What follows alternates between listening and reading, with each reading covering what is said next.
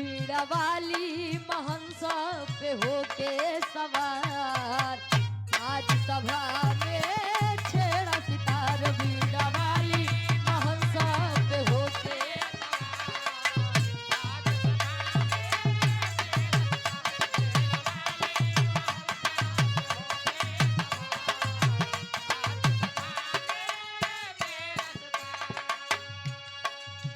छेड़ा सितार माई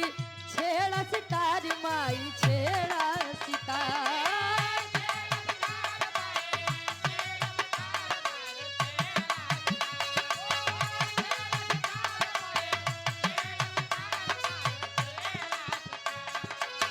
छेड़ा सितार माई छेड़ा सितार माई छेड़ा सितार बीड़ा वाली महंस पे होके सवार आज सभा में छेड़ा सितार बीड़ा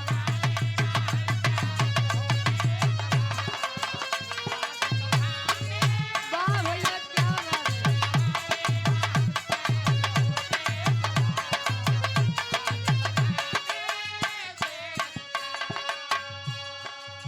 अंतरा के पहले अंताल में बिटिया अपने महतारी के बखान करे का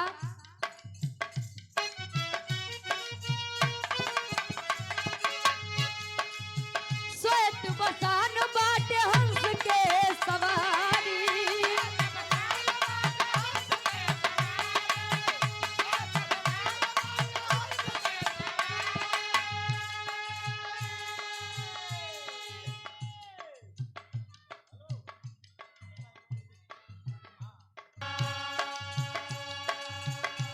अंतरा के दूसरे अंताल में बिटिया कहे न गावे के सहूर न बजावे के सहूर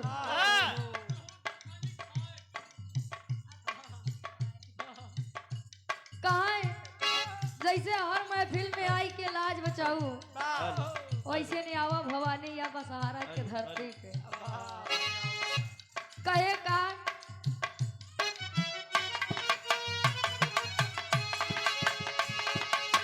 स्वर तल जानी नाही नाही कोनो राग बा स्वर तल जानी नाही जानी कोनो राग बा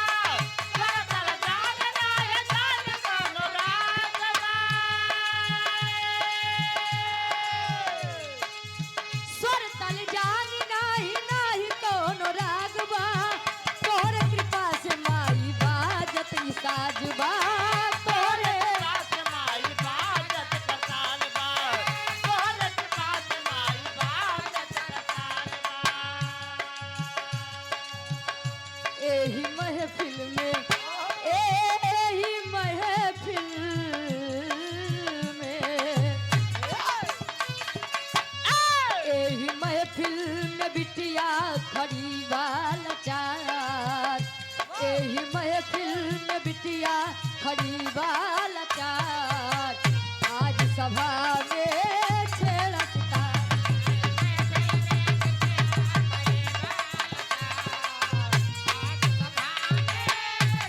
वाह अरे जी अरे जी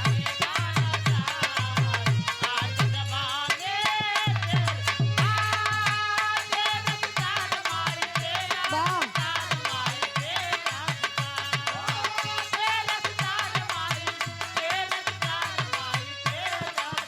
क्या बात है।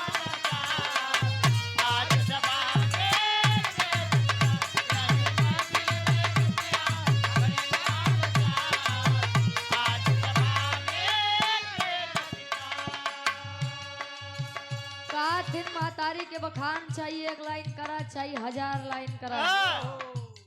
लेकिन महतारी के भक्ति भाव भजन ममता के बखान न कभो क्यों कह पाएबा न कभो क्यों कह पाए आखिरी में बिटिया बतावे कोने खानदान से ताल्लुकात बका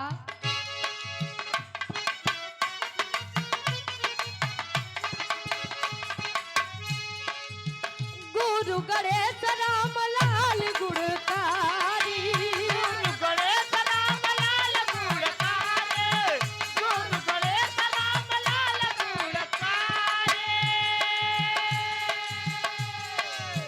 गुरु बिहारी गणेश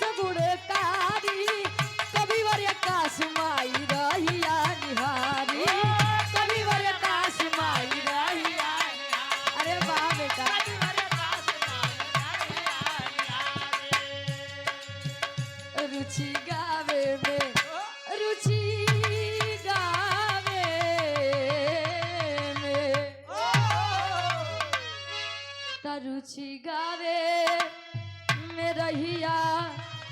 अब रही निहार। आज सभा में छेड़ा सितार रुचि